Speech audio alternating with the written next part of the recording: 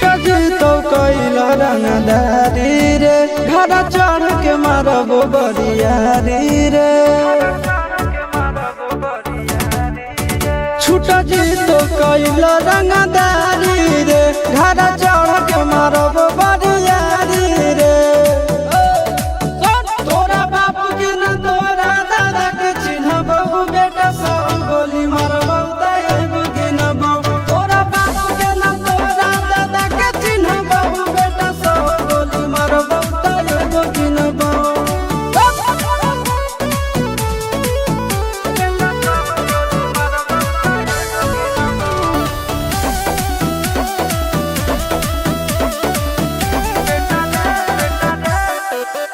बेटा रे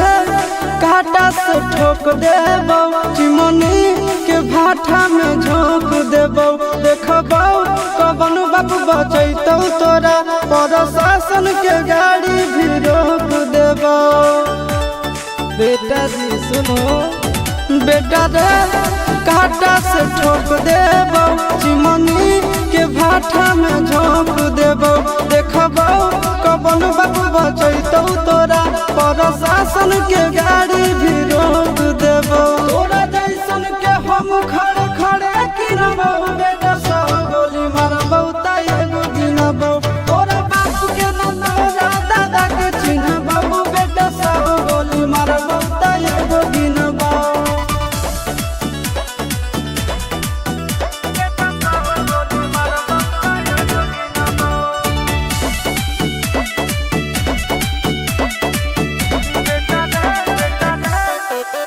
बेटा रे दौड़ा के बाजार में मारबो